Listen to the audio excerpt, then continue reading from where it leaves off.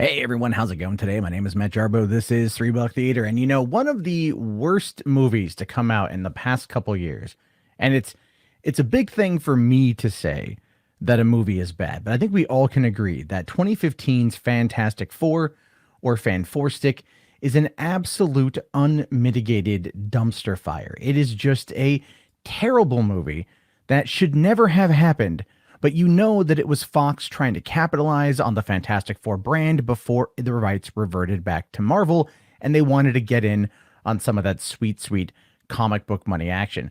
Well, as we're finding out today, its director, Josh Trank, finally saw the movie. He hadn't seen the movie in 4 years because it was taken away from him at the end.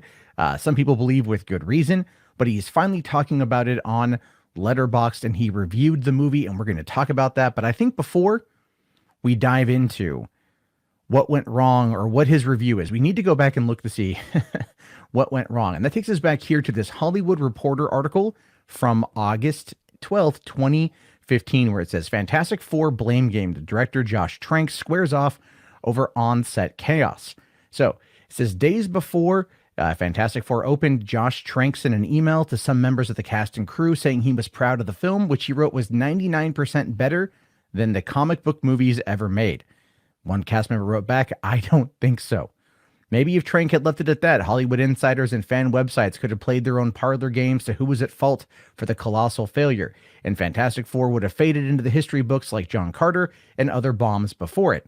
But Trank, 31, could not resist tweeting as the movie was hitting theaters that he had made a fantastic version of the film and that audiences would probably never see.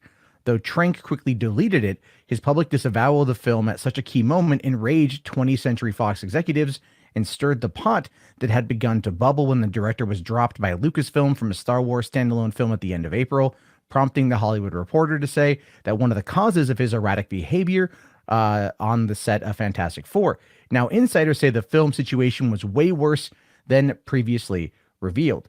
Going on here, in Trank's case, multiple sources associated with the project say the director did not produce the material that would have opened the way to a salvageable film, and by several accounts, he resisted help. He holed up in a tent and cut himself off from everybody, says one high-level source. Literally, there was a tent on the Louisiana set. He built a black tent around his monitor, says a crew member. He was extremely withdrawn between setups. He would go to his trailer, and he wouldn't interact with anybody. Sources say that Fox believed that in what one executive calls a grounded, gritty version of Fantastic Four was almost the opposite of previous versions, and initially thought Trank could deliver that. Several sources say Fox stood by Trank as he pushed a gloomy tone on young stars Miles Teller, Michael B. Jordan, Kate Mara, and Jeremy Bell. During takes, he would be telling cast members when to blink and when to breathe. He kept pushing them to make the performance as flat as possible. Now, there are worrying personal issues as well. As THR reported, Trank and his dogs allegedly caused more than $100,000 worth of damage to a rented home in Baton Rouge that he and his wife occupied while shooting the film. Sources now say that after landlord Martin Pedal moved to evict Trank, photographs of the landlord's family that were in the house were defaced. Padiel made the complaint to the local sheriff's office and filed a civil suit in Louisiana that is sealed. His attorney declined to comment on the matter, but the sheriff's department said the case was closed as a civil matter between the landlord and the tenant. Going on, a crew member acknowledges that Trank bears much of the fault for the film's problems, but also says Fox Studios should not escape blame. The movie was ill-conceived, made for the wrong reasons, and there was no vision behind the property. Say what you will about Marvel, but they have a vision. As Fox hurried to put the project into production before rights to the material reverted to Marvel, the studio was scrambling with multiple rewrites and delays starting the film. They were afraid of losing the rights, so they pressed forward and didn't surround Trank with help or fire him. They buried their heads in the sand. Now, according to this, Fox declined to comment. Another source says the notion of firing Trank came up even before the camera started to roll, but Fox put its faith behind him because of Chronicle, which grossed $127 million on a $12 million budget. Based on that, insiders say Fox executives thought they had found an in-house director, a young talent who could become another J.J. Abrams, and the studio was trying to shake off his reputation for micromanaging filmmakers, so executives were reluctant to interfere despite trouble. Now, finally, here it says, when the seriousness of the problems could no longer be ignored, says a key source to the project, it was too late to fire Trank. How do you ask someone to take over half of a movie shot by somebody else? You either hire somebody desperate for work, or you start over, write off pretty much the whole budget, and lose the cast.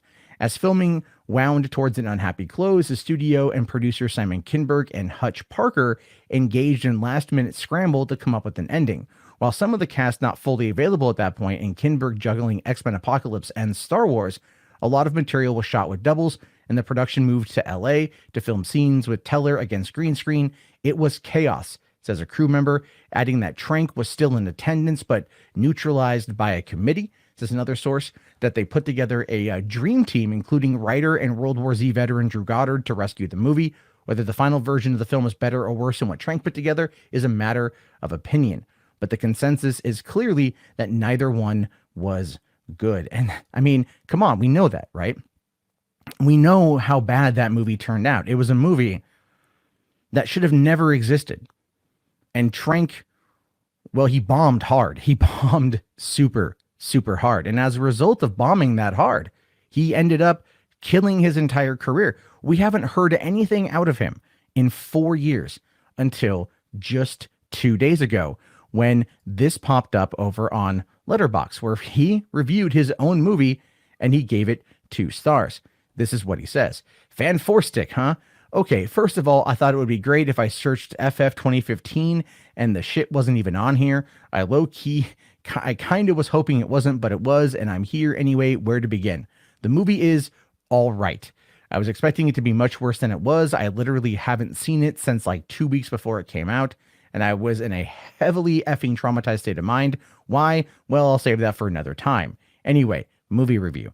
Great cast. Everyone in the film is a great actor. Overall, there's a movie in there somewhere, and cast deserves to be in that movie. Everyone who worked on FANT4STICK clearly wanted to be making that movie, but ultimately it wasn't. Did I make the movie that they deserve to be in? To be honest, I can't tell. What I can tell is there are 2 different movies and one competing to be that movie. Is there a hashtag release the Trank cut? It doesn't matter. I'm not Zack Snyder. Zack Snyder is a storied, iconic, legendary filmmaker who's been knocking it out of the effing park since I was in high school. Me, then, I was 29 years old, making my second film in a situation more complicated than anything a second-time filmmaker should have walked into. That said, I don't regret any of it. It was part of me. I hope Peyton Reed makes the next Fantastic Four and crushes it, and I get that cameo. Anyway, that's it. FANT4STICK. P.S. My girlfriend said I should have reviewed more of the movie and less about myself, but my answer is, shruggy emoji. And the truth of the matter is he's right on that front. No, we want to know about the movie. We don't care about what you think of the movie. We want to know what happened behind the scenes of the movie. Because look, here's the thing. This movie has got a 9% on Rotten Tomatoes and an 18% audience score. No one liked this movie. At this point, it would be better if Josh Trank were to come out and do a behind-the-scenes documentary about the drama of this movie. And I mean, treat this like the damn Disaster Artist, right? Write a book, get James Franco to play you in the movie, and watch it go on to be nominated for multiple Oscars. This movie, as we know, was a cash grab for Fox, right? And one of the reasons why it's probably better that Disney ultimately bought them out, because much like Sony, they have trouble running franchises. This was a movie that was done by a committee. Sure, Kinberg came in at the last minute, tried to save it, but he was busy with working on X-Men Apocalypse, which had its own problems. And then he was busy working also on Star Wars Rebels. He was a writer and I think a producer on that. And he was the one who got Trank the job to do what we think is going to be the Boba Fett standalone movie that eventually went over to James Mangold, that eventually went nowhere. Trank is a good director. Chronicle is one of my favorite films. I adore that movie. And he's right. What he walked into was something that no second-time filmmaker should have walked into.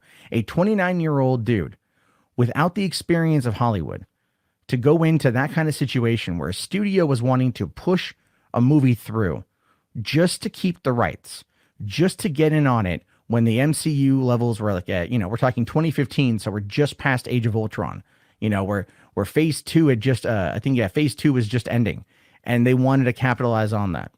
And they made a lot of mistakes. And Josh Trank kind of paid the price for a lot of that, but his own actions cannot really be excused here. We don't know fully what went on. We don't know if they caused $100,000 worth of damage. We don't know how much of it was him being isolated.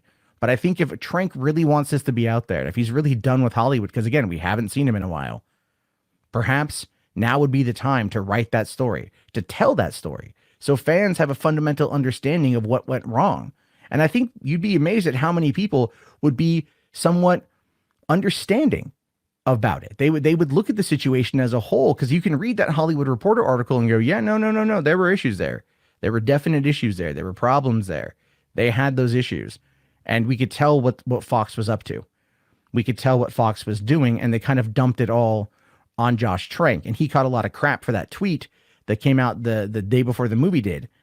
And it tanked the film. It made very little money because no one liked it. I didn't see it until it came out on home video, and I thought it was okay, but it was a one-time watch. I have no desire to watch it again. I didn't even buy it out of just my desire to buy all the comic book movies. So at least now we know what he thinks of it. In his mind, it's all right. To the rest of us, it's utter garbage, but he's closer to the project than you or I will ever be. And I hope he actually uses that and comes out to tell the real story, to give us an idea about all of it. Anyway, your thoughts, your opinions, let me know down in the comments below. I will talk to you all later. Have yourself a great day. Thank you so much for watching, and peace out.